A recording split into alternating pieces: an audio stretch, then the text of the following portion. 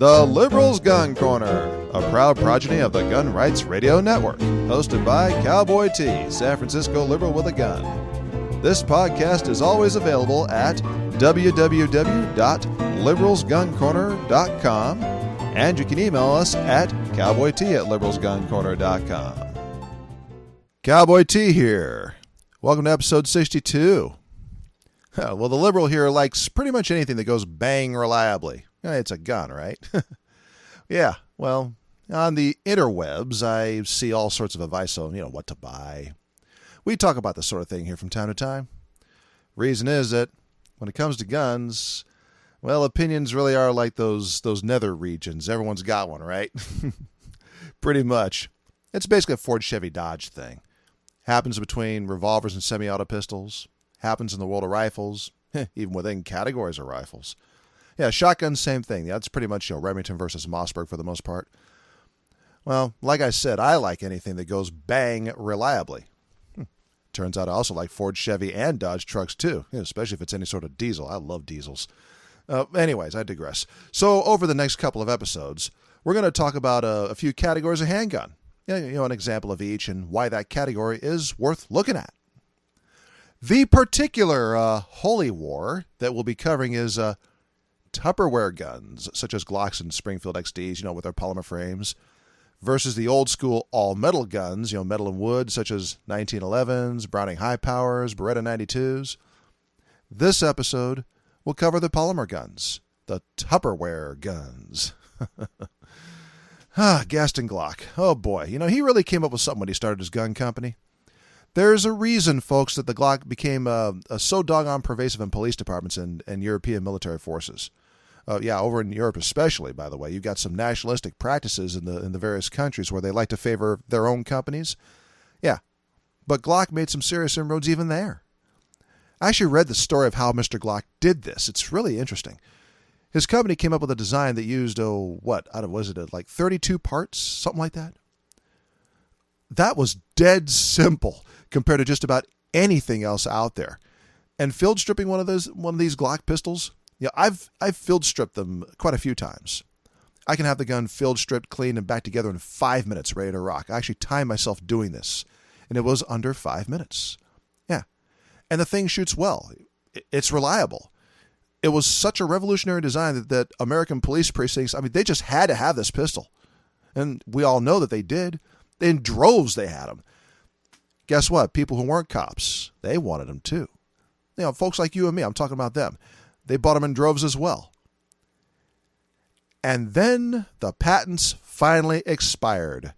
Glock no longer had their monopoly on polymer-framed pistols anymore. Yeah. See, here in the United States, patents last for 20 years. Then anyone can use what's in that patent. And, as you might expect, other gun companies did just that. They made their own copies of Gaston Glock's design. Oh yeah, sure, Springfield did it, Smith & Wesson did it, Ruger did it, several others did as well that I'm forgetting right now. Folks, you can even build your own Glock-type pistol today. Yeah, you can do that. You don't even have to use a single part from Glock if you don't want to. It's just like the Ruger 1022 in that way. The aftermarket is enormous. It's absolutely, how did President Trump put it? Huge. I'm sorry, I couldn't resist. But anyway, the aftermarket is enormous. It's absolutely enormous. Well, since the patents have expired, Glock's got some competition now in that space. And it's some pretty good competition. There are several brands of polymer frame gun to choose from now. I've tried the ones from Smith & Wesson, Springfield, Ruger, and of course Glock. Every one of them shoots well, and I like nearly all of them. Yeah, the 9mm versions, they generally all have 17-round magazines. I think one of the models out there has a 19-round magazine. Yeah, but most of them have 17, just like Glocks do. For the more restrictive states like California and New York, the companies also provide reduced capacity magazines to comply with those states' laws. And just like Glock, all the gun companies are happy to sell you extra magazines for that extra profit. Well, hey, they're businesses. Well, I have before me an example of just such a gun. Yeah, this happens to be Ruger's copy of the Glock design. It's called the SR series. I'm not sure that Ruger still makes them. I think they've gone on to a newer model. I think they call it the Ruger American pistol. But there are still plenty of SR series pistols on the used market, and they're actually pretty good. The one I'm holding here is the SR9, which is their first model in the series. It's a 9mm chambering. It's one of the rental guns at my local range. I actually bought one of these a few years after I got into the Second Amendment. This was after trying out a Glock-17, which is basically what the SR9 is Ruger's copy of. Yeah, they copied the Glock-17, just like the Springfield did with the XD, Smith & Wesson did with the military and police.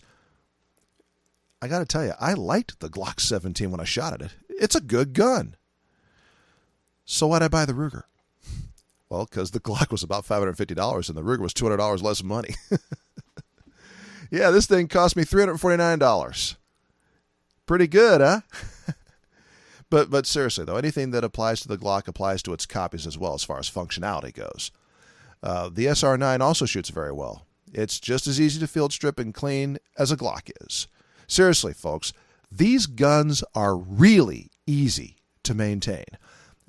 Now, I'm not saying a 1911 is difficult. I have one. I know better. But it is a bit more involved. And for those of you who are 1911 fans, just like I am, you know this to be true. So let's not pretend it isn't. Okay?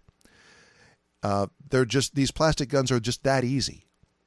And if you know how to field strip one of the Glock pattern pistols, you pretty much know how to do all the others too.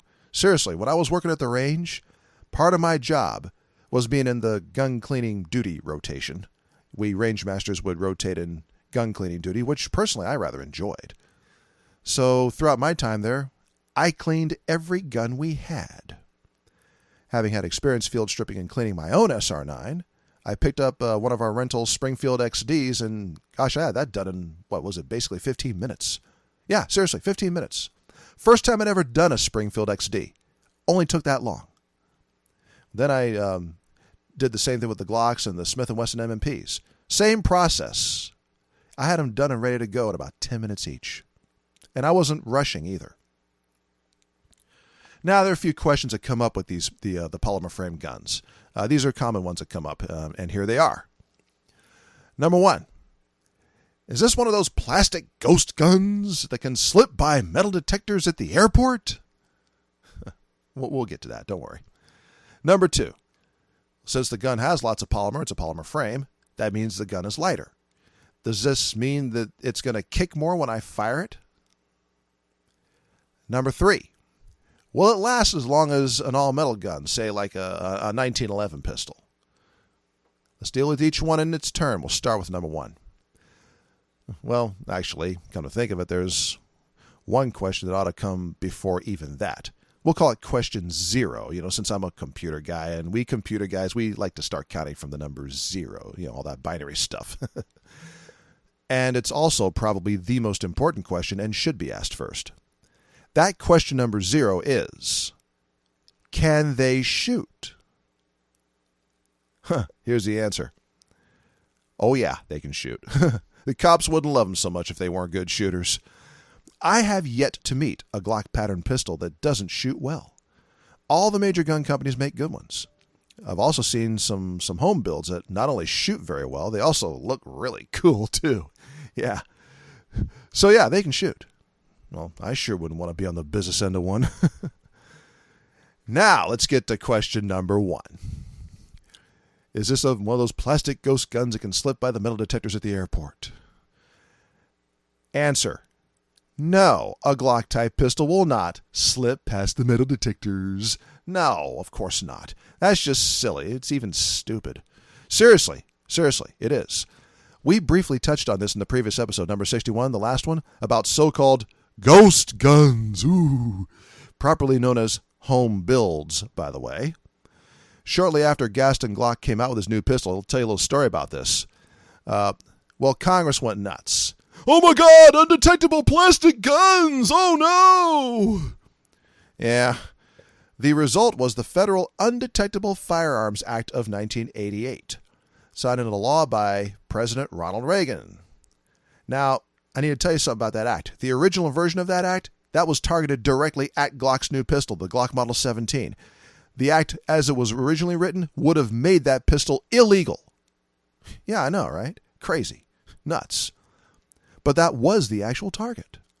It took Glock some doing to educate these attorneys in Congress, because that's what most of the representatives and senators are. They're attorneys, who, by the way, should have known better, that there's no way a Glock pistol could ever possibly slip past a metal detector.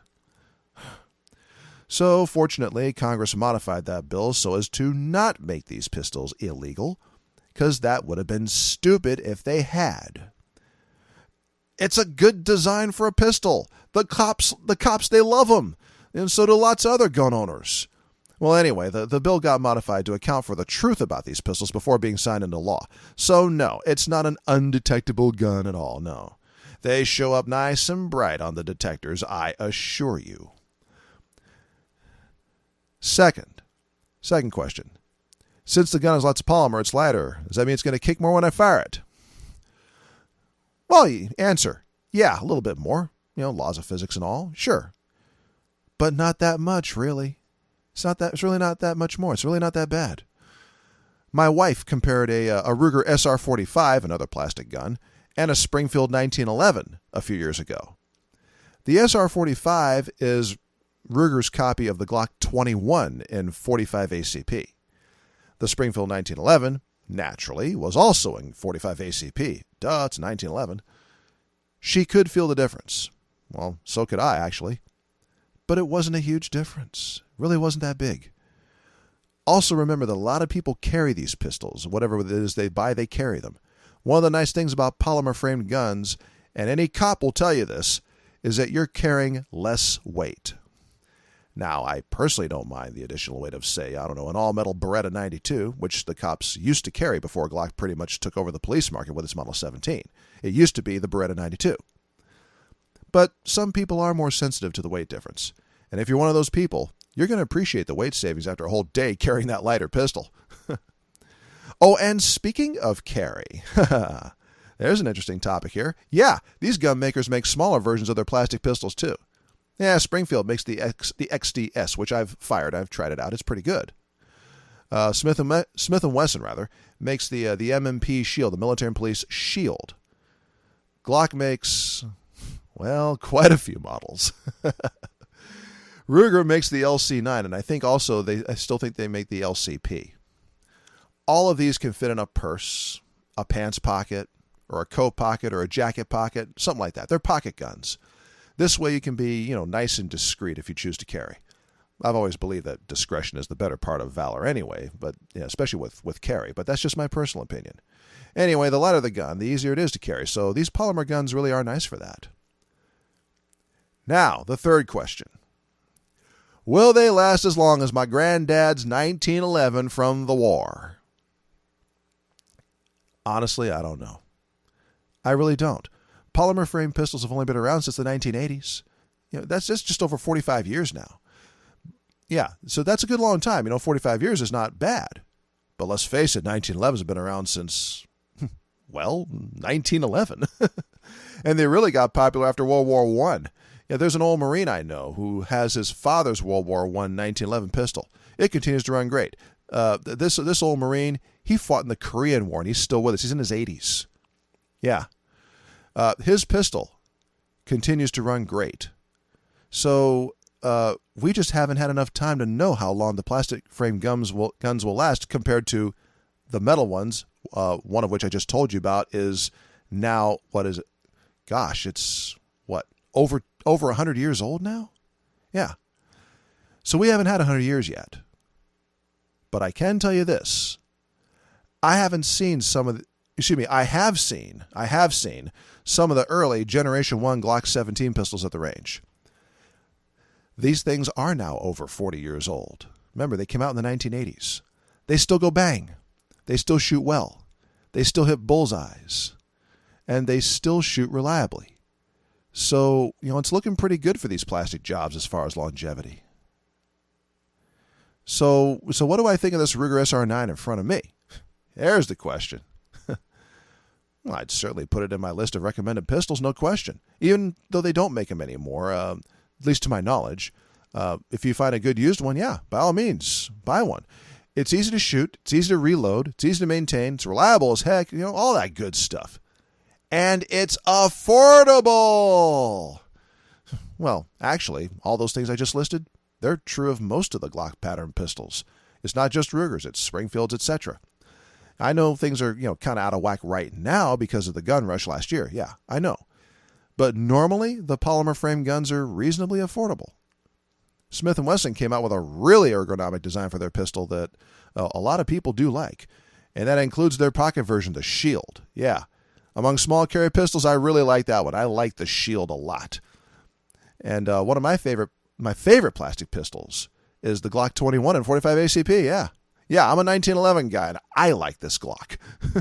The grip is just a perfect fit for my hands, and that includes under recoil, which matters a lot. For me, it's just very easy to shoot. So is, by the way, Ruger's SR45, Ruger's copy of the Glock 21. I like that one a lot, too. Some of the Army guys that come to the range, they love the Springfield XDs, and I can't say I blame them.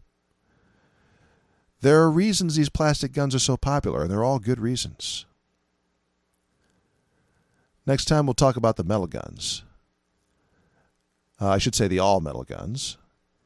But right now, we're going to switch gears a little and discuss the NRA. Yeah. They've been a news topic for some time now because they're having some problems at the moment. And they're actually pretty serious problems. I can't say that I like the NRA as it is right now. But I think we need them or someone like them. Believe it or not, I actually think the NRA, despite that I don't particularly like them, is actually worth saving. Yeah, I know, right? What the heck? Has the liberal here really gone off the deep end? Well, we're going to talk about that next, as soon as we get back from the break. There's a lot to come.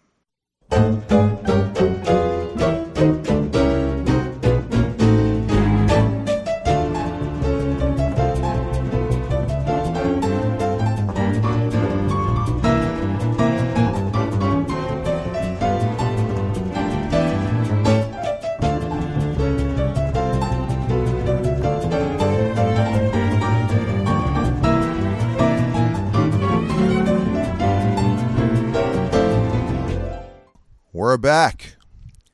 And now we're going to deal with a very touchy subject here on the Liberals Gun Corner. We're going to talk about the NRA.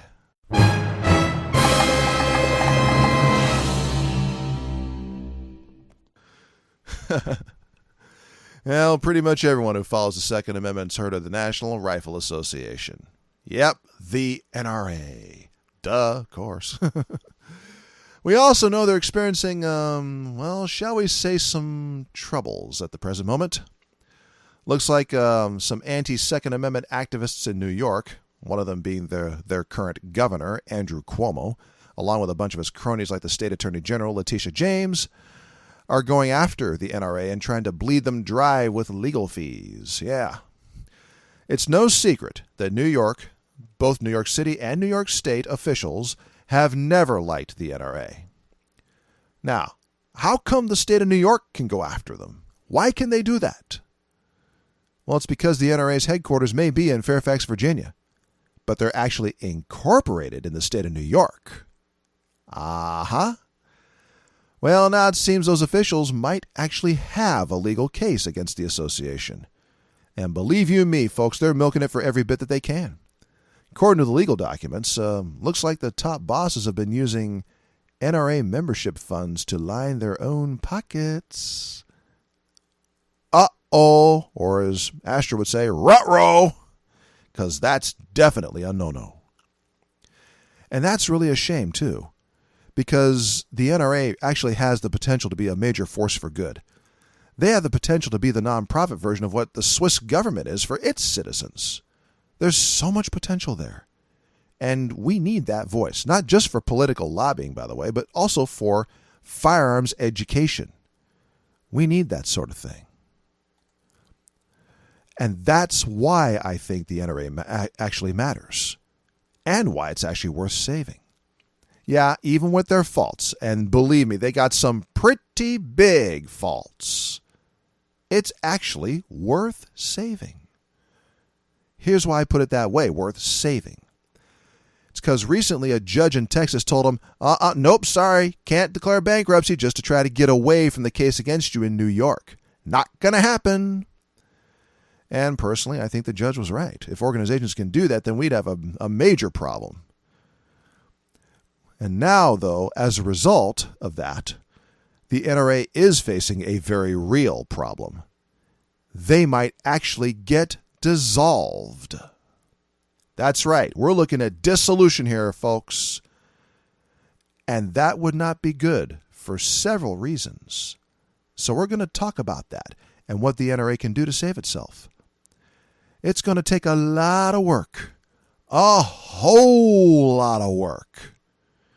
But if they do it right, they can come out even stronger than they had been. If they do it right. Even if they do get dissolved and they somehow reform in another place, and in such a case I hope they would reform, then it's the perfect time to fix the worst parts of the association and really get it right. Oh, but Cowboy T, come on, you're a liberal. You're a racial minority. Why the heck would you care about the freaking NRA? Shouldn't you be dancing in the streets if they were to actually get dissolved? Well, I've gotten asked this over the years. It's a fair question, especially now. And the answer is no, I wouldn't be dancing in the streets about that. See, I used to be a member of the National Rifle Association. Yeah, it's true. I was an NRA member. First joined in early 2009. I was a member until early 2012. And then I rejoined for a year in 2017. Well, actually, no, 2016, excuse me. So I got to take a look at the organization as a member. Yeah, as a member. We're going to talk for a moment about the NRA and the troubles that they're dealing with right now. But, as we all know, it doesn't do a darn bit of good to mention someone's troubles without also offering a way to fix them. And we will do both.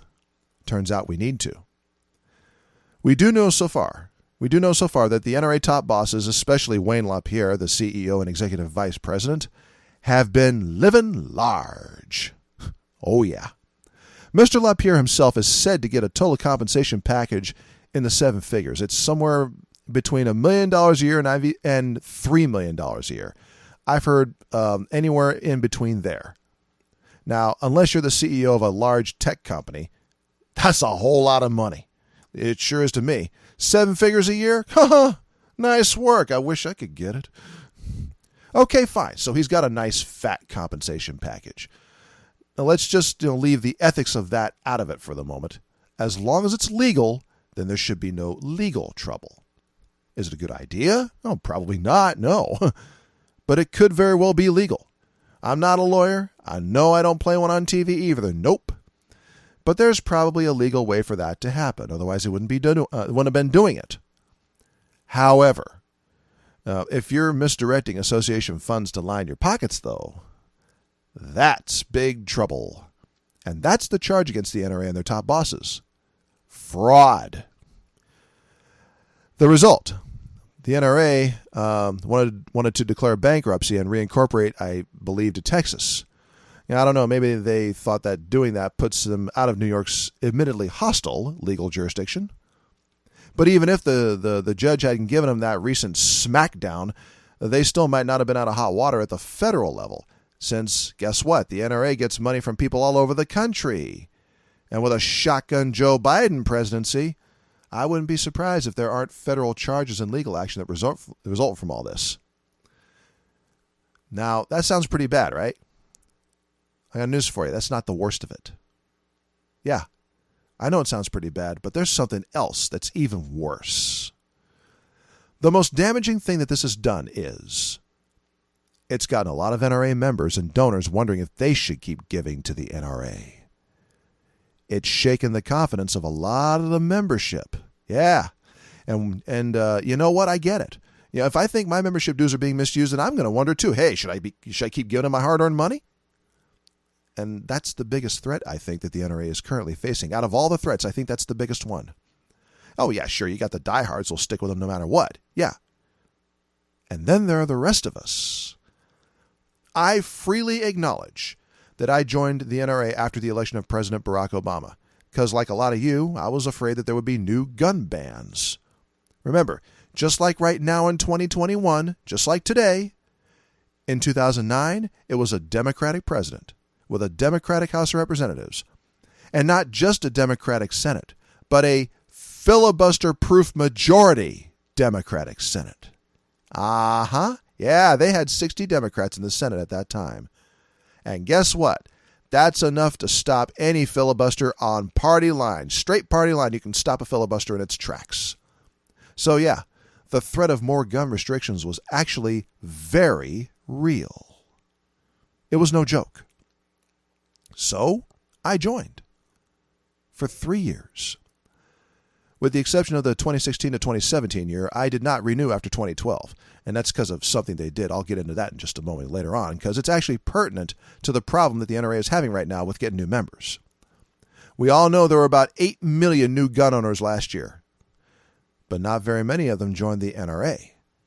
Now, since I'm originally from California, I still do frequently visit the CalGuns website, and I participate in their forums as Cowboy T.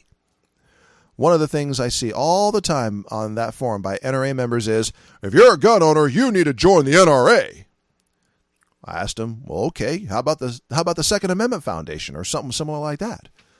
And their response is always, well, yeah, okay, sure, yeah, you can join them too. But you got to join the NRA because they're the big dog, the 800-pound gorilla in the halls of Congress compared to everyone else.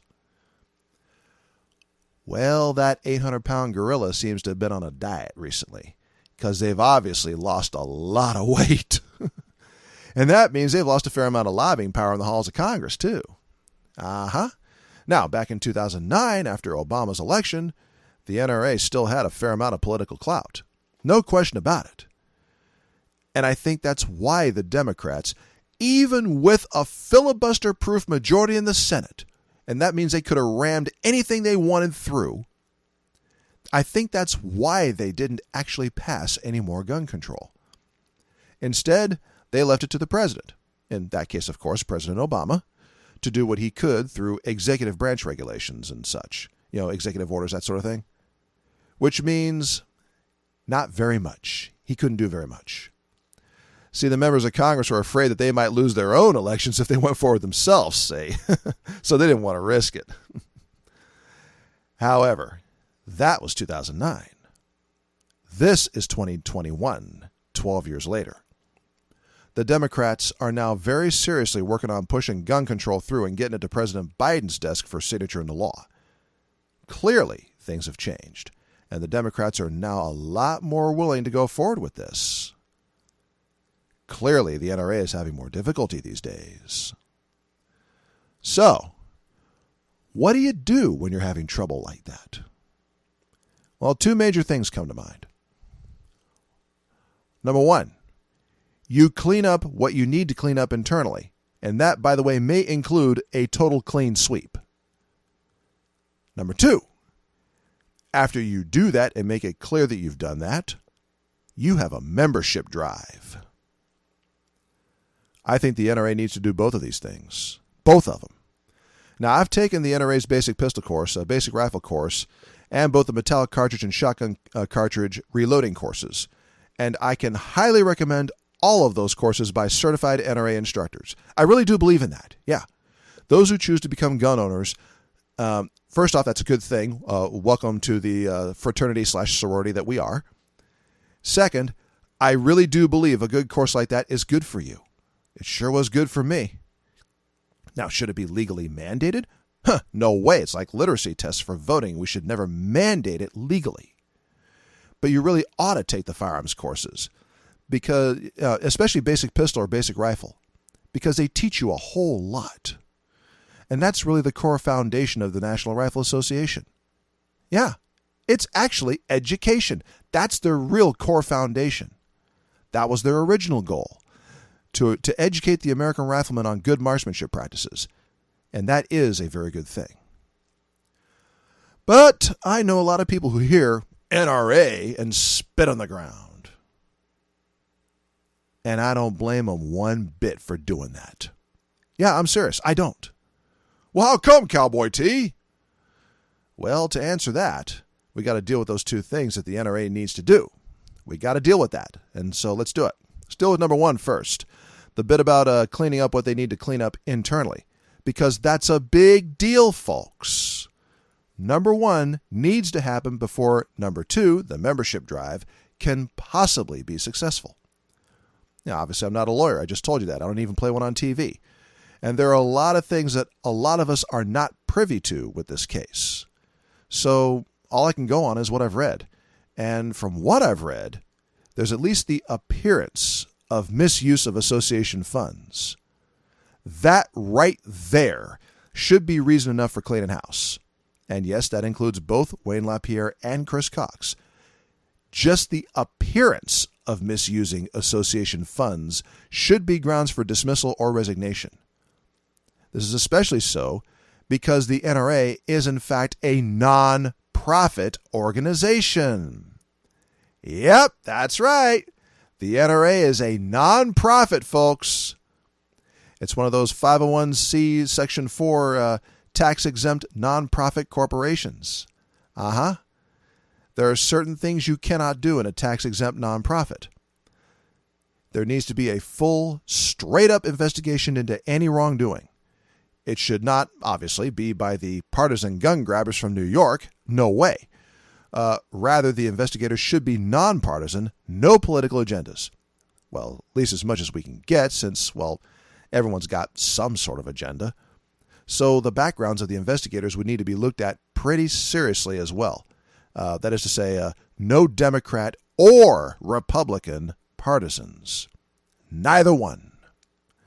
And if that investigation shows that there was indeed wrongdoing, then those responsible should face the appropriate legal sanctions. Pure and simple justice. No favoritism, none of that wink, wink, nudge, nudge business. None of that. Just straight up justice. If there was, in fact, wrongdoing. So that's the first thing that needs to happen. Even if there was no actual wrongdoing, there remains the appearance of it. So there needs to be major changes of leadership at the top. This is to take care of the folks who say, where there's smoke, there's fire. And there's merit to that statement, folks. And the new people, the fresh blood, as it were, if you will, those people need to have unimpeachable reputations. They need to be so clean, you don't call Mr. Clean, you call Mr. Clorox. They got to be that clean. And those people do exist. Yeah. My guess is that, well, just one example. A guy I personally have admired for years, retired football legend and former U.S. Representative Steve Largent is probably one of those folks. Now, I may not necessarily agree with him politically, but I do believe he is an honest person. Here's another. Another might be former Montana Governor Brian Schweitzer. Yeah. Or former Minnesota Governor Jesse Ventura. All three of them are knowledgeable about firearms, and none of them believe in gun bans. Yeah, they would be fine as leadership. People like that do exist who are qualified to run an organization of the NRA's size. That's one way the NRA's got to clean up internally. The other way they got to clean up internally, we'll discuss that as soon as we get back from the break. We'll see you in a moment.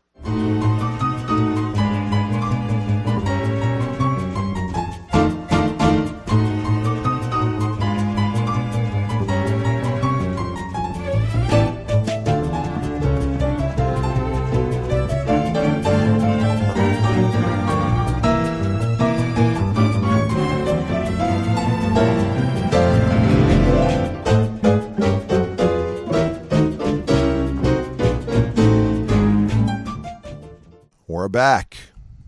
We're talking about the NRA and what it needs to do to come back from its current troubles. We just went over one way the NRA's got to clean up internally. Now we're going to talk about the second way. Yeah, number one is actually a two-parter. It's got a part A and a part B. We just talked about part A. Now we're going to talk about part B. Now, this is one of those subjects where people get really emotionally invested.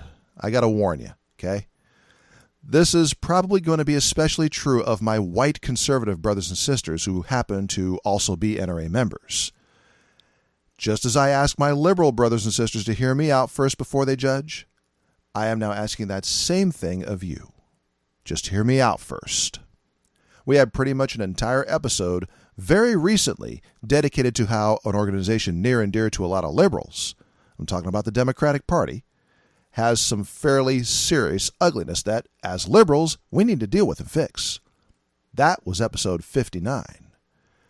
In episode 61, the one just previous to this one, this is episode 62, that one took apart a Democrat politician from my own home state, who spews crap against the home-built firearm, calling it by the negative propaganda term, ghost gun. Ghost gun. Ghost gun. Ghost gun. Yeah, y'all remember that? Yeah. So I'm not afraid of that either.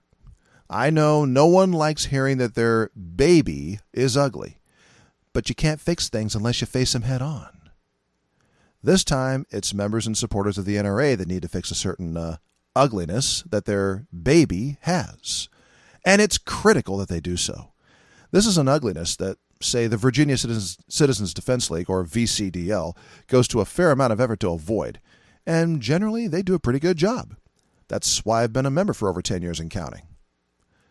And speaking of membership, I've heard and seen, so many NRA members say, if you're a gun owner, you really need to join the NRA. They get upset that a lot of gun owners don't do so. And then they either wonder why, or they get dismissive and even act like jerks when talking about gun owners who don't join the association. Not a good look, folks. Seriously, don't do that. And that kind of behavior doesn't address the actual problem here anyway.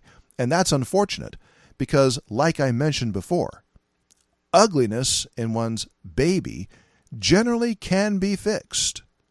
But first you got to acknowledge it in order to do something about it. That's what we're going to do here. We're going to acknowledge it. And then I'll tell you what needs to happen to fix it. I have here in my hand a copy of one of the NRA's magazines. Yeah, you hear all those lovely pages? It's called Shooting Illustrated. It's from March 2017, so just a touch over 4 years ago. It was from the last time I was a member. I kept this particular magazine around because, I liked an article in it about a certain 1911 pistol. It was a pretty cool article. For the most part, the magazine does talk about various guns. Old guns, new guns that people use or that they can buy now. Okay, that's pretty cool if you're a firearms enthusiast, like I am. Sort of like car magazines for folks who are into cars. And yes, it's got ads in it for various firearms-related products and other things. It's also got a section called The Official Journal.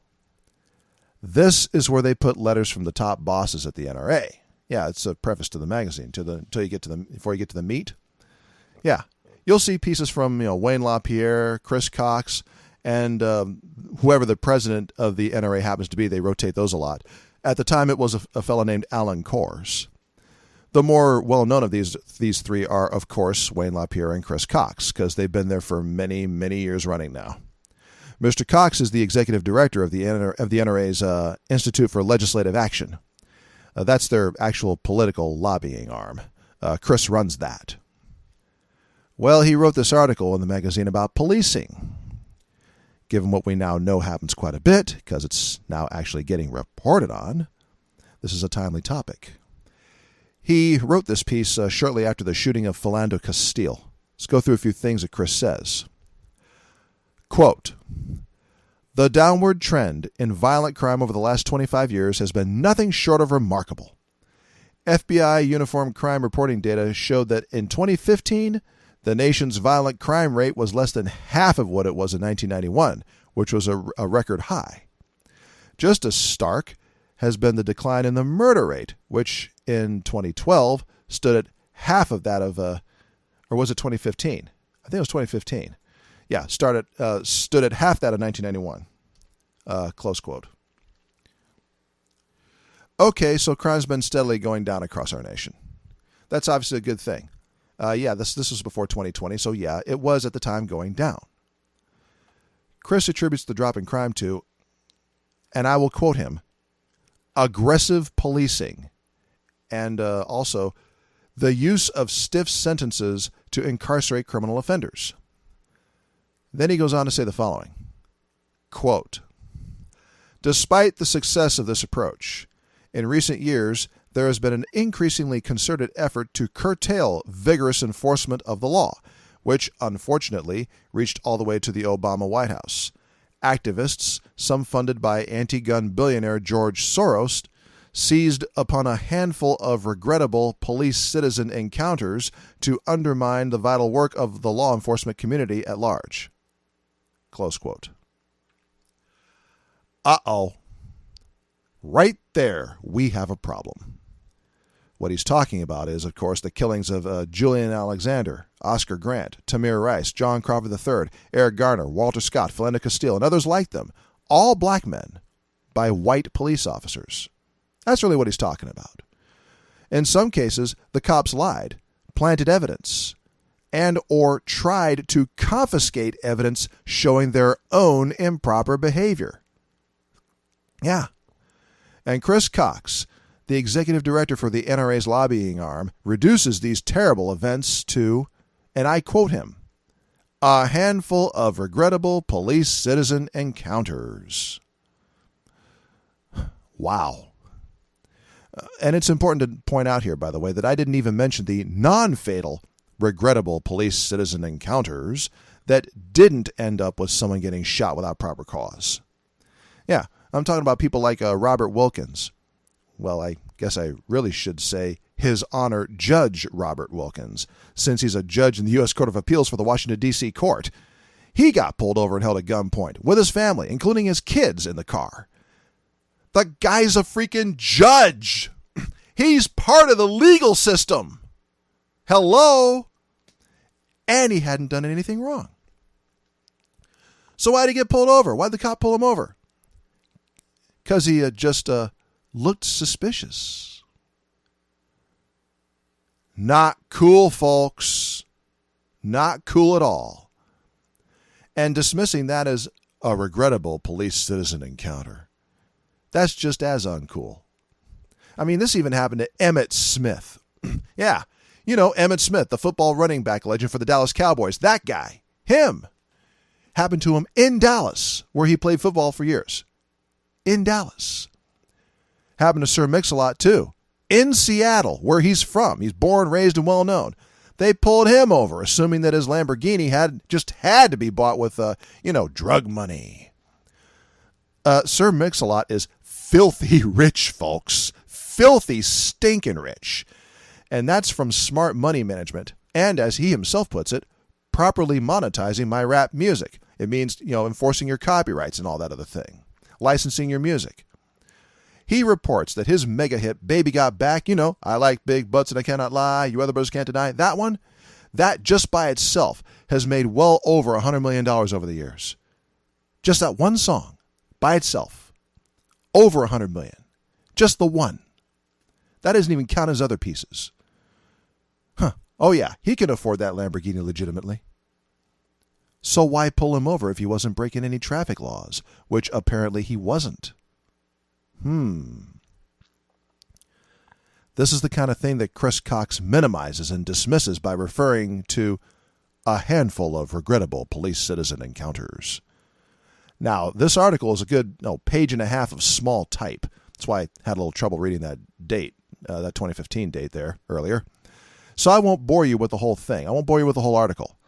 But I can tell you, the article does go on to praise to high heaven the approach of what he calls aggressive policing and a strong focus on incarceration. Well, maybe that's the problem, that aggressive policing. As we've seen recently with that Army lieutenant at the gas station a few weeks ago here in Virginia. Yeah. How the police drew their guns on him? And this Army lieutenant, by the way, was in his military uniform. Yeah, guy was in uniform. There seems to be a use deadly force first and let people ask questions later mentality among too many of the police officers out there. The situation with former officer Derek Chauvin, the guy who choked George Floyd to death after Floyd was already restrained. Well, I guess that's just one of those regrettable police-citizen encounters to Chris Cox. Remember, this guy's not just a rank-and-file member. He's the executive director of their lobbying arm. At his level, he really does represent the entire organization. You've heard of dog whistles? Chris used just about all of them here in this article of his. I've also read articles in previous editions of NRA magazines reminiscing about, and I quote, the good old days of manifest destiny. Oh, God. Really? Freaking seriously? The good old days of manifest destiny? Oh, my God. Folks, have I mentioned that unlike Senator Elizabeth Warren, I actually am Cherokee Indian? Yeah. Yeah, the Trail of Tears, folks. Hello. Yeah. And then there are the ads for the Pro-Confederacy merchandise. Yeah, complete with the stars and bars. I saw those in almost every issue. These ads, they say, celebrate the pride and honor of the South. Ouch. That's all I can say to that. Ouch. Those kinds of repeated things, that's why I didn't renew in 2012. Yeah, I gave him another shot for the 2016 to 2017 year. Hey, I do believe in second chances, folks. Look, if George Wallace of Alabama, the guy that stood in the doorway, if he could turn around, anyone can. I believed in a second chance, so I gave it to him. And you just heard what their top bosses were still saying, still are. Seems there wasn't much, if any, improvement. Folks, when an organization shows a history of having these sorts of attitudes, and I understand some of you are not comfortable hearing this. Like I said, just hear me out. I'll just tell you this. I'll just remind you. My dad was a gun owner. I've told you all that many, many times here on the Liberals Gun Corner. Out of necessity, he was a gun owner during most of his lifetime. That gun that he used to carry with him, that gun now protects me and my wife. My dad is a big part of why I became a firearms enthusiast. So Dad was definitely pro-gun ownership. He was pro-carry too. He was all for it. And he also despised the NRA or anything that even looked like it. Huh? You ask? Look at it from his perspective. Given what you've just heard, it shouldn't surprise you. You want to change that? Do you? If your answer is yes, then good. So do I. I want to change that too. I want to change the minds of people like my dad about the NRA too. To accomplish that, well, that dog whistling has got to stop. One big reason why I didn't renew my own membership in 2012 is what the NRA bosses did with the Disclose Act. Those dog whistles, though, that was the last straw. And that particular straw, as you might imagine, was pretty darn heavy. Obviously, it's not an association that has people like my dad or me in mind. Oh, yeah, maybe Taylor Swift. Yeah, her. Maybe Susanna Hupp. Maybe her. Maybe Ted Nugent. Maybe him. Maybe Garth Brooks. But not Jamel Roberson, an armed security guard. Yeah, one of those good guys with a gun that you see in the armed citizens section of the NRA's magazines. Not him. Yeah, he's a security guard. Yeah, he's armed security guard. Well, there was this bad guy, turned out to be a white guy, as it happens, that busted out his gun and started threatening to shoot people. Well, Mr. Roberson, the security guard, using his gun, stopped this bad guy. He didn't shoot the bad guy. He didn't have to. He just got him to drop his gun and get on the floor prone. Yeah, Mr. Roberson then held the bad guy for the police. Hey, sounds to me like he was doing his job as a security guard for this event. Good on you, sir. When the police got there, they shot Mr. Roberson, the security guard, not the actual bad guy. Not a peep from the NRA for this good guy with a gun. Total silence. Not a word. Why is the NRA like that? Why wouldn't they speak up about, this situation? It's so clear and cut. It's cut and dry. Why wouldn't they be trumpeting Jamel Roberson?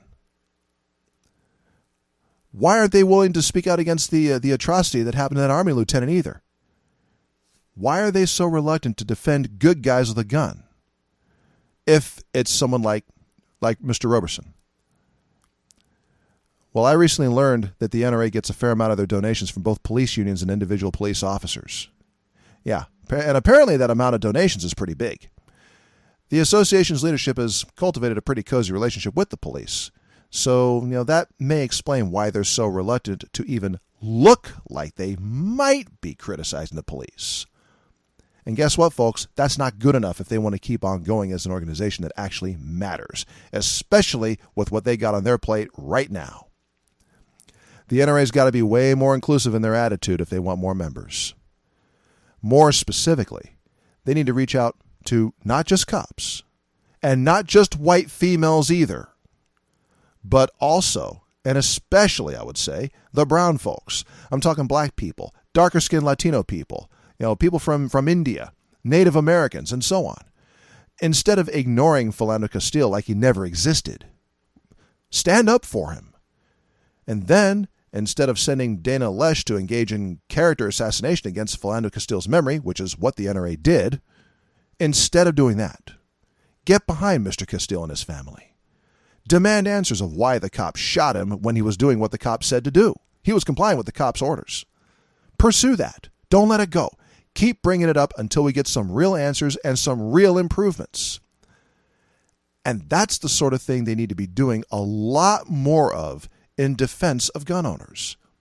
And that includes when the good guy with a gun is a black man, like security guard Jamel Roberson. Oh, but Colion Noir. Well, yeah, he's out there, and that's good. It's good that he's out there. But Colion Noir ain't enough, folks.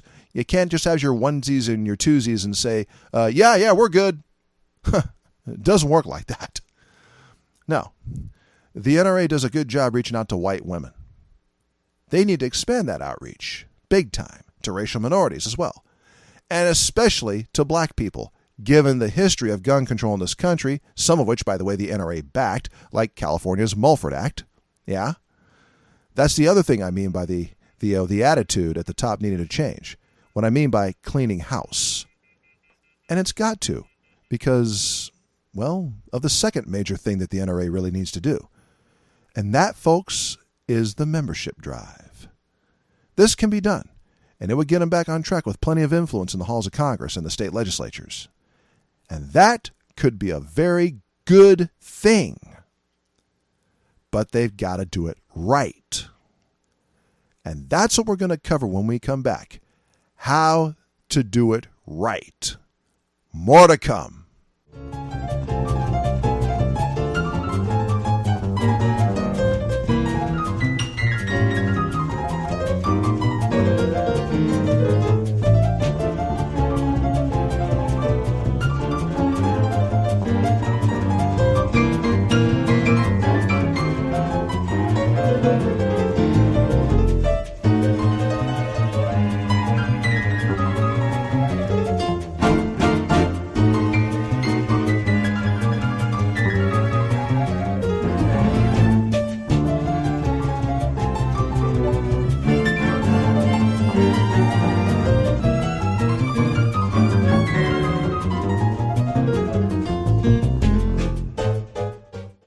Like General MacArthur, we have returned.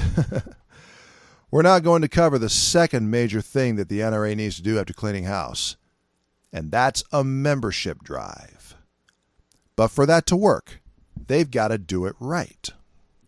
I'm going to describe how that might look. Right now, there are a fair amount of NRA members who are seriously questioning whether to keep giving their hard-earned cash to the association anymore. After the revelations about possible financial funny business at the leadership level, yeah, some of those members have actually stopped giving money. Yeah, and that's a problem when you're a nonprofit. If people stop contributing to your organization, what happens to the organization? Exactly. So, the NRA needs new members. Some of the more passionate NRA members have told me repeatedly, if you're a gun owner, you really need to join the NRA. Yeah, they're also telling me, you got to support the NRA, especially now when they're in trouble. Well, first, I've seen pictures of the NRA annual conventions. I go to gun shows regularly. I see a few specks of pepper in that sea of salt, but it really is a sea of salt. It doesn't have to be that way because there are a lot of people of color who are gun owners. I know several. Heck, I bought a gun from one several years ago. It's a good gun too. It's really nice. But that guy is rare at the gun shows, and that guy is also pretty rare at the NRA conventions. They've been rare in any gatherings I've ever seen of NRA members. This is to include formal or informal ones. What I am seeing a lot more of, though, are white women. And that's good. That's actually a good thing, folks, yeah. It's just not enough. No, it's not enough. The Black Americans and the Native Americans are the most natural allies of the Second Amendment that we could possibly have in this country, and that's for historical reasons. It should be a piece of cake to get them to join the association. Yeah, seriously, it should. If they'd been more welcoming to my dad, he most likely would have been a life member. Yeah, really, I'm serious. Given how many times his gun saved his life. And maybe mine at some point too, for all I know. His membership should have been a gimme. Yeah, a gimme. Well, it can be for other folks. Here's the key. That membership drive needs to happen not just where white Southerners or white conservatives live, not just in Iowa or New Hampshire, not just in rural Wyoming or Montana or Idaho or the ranch country in Texas, no, but also in Seattle, in San Francisco, Los Angeles, Dallas, Austin, Atlanta, Detroit, Chicago, Cleveland, even Washington, D.C., heck, New York. Do you know how many new gun owners we got last year, 2020, due to the riots? Do you know how many? I've mentioned it before. It's somewhere around 8 million.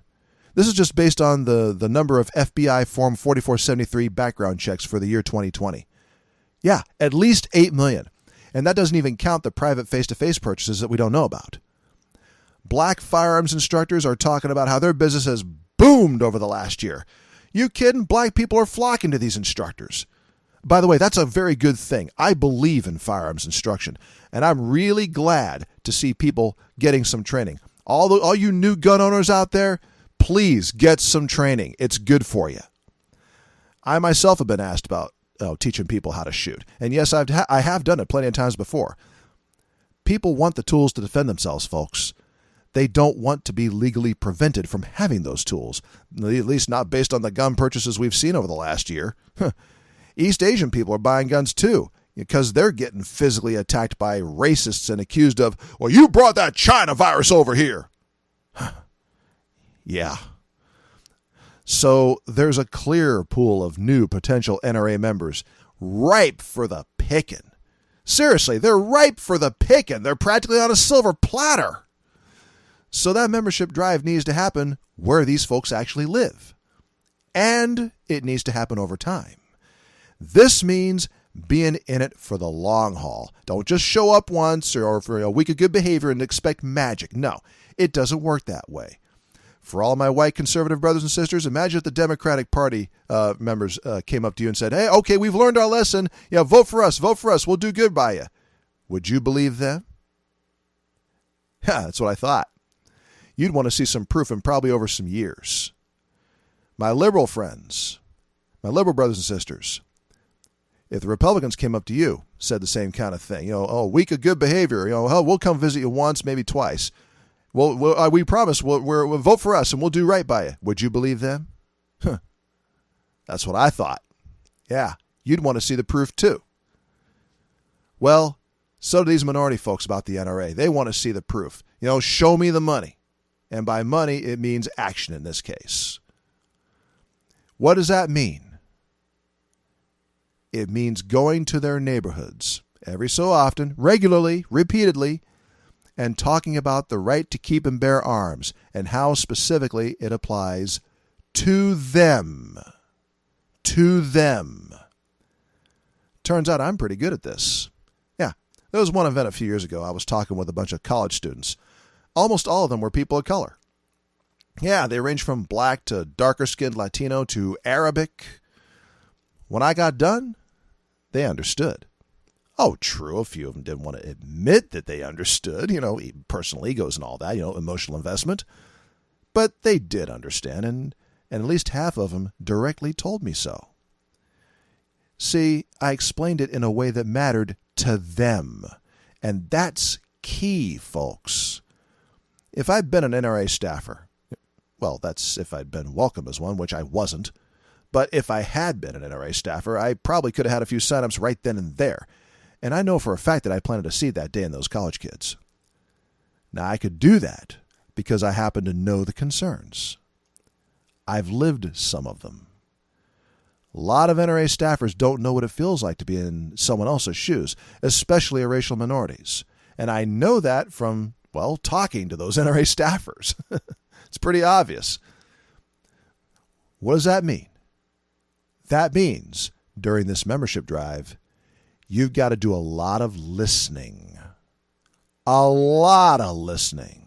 I don't mean just hearing. No, I mean listening. And you've got to learn from that listening. That's what I've done.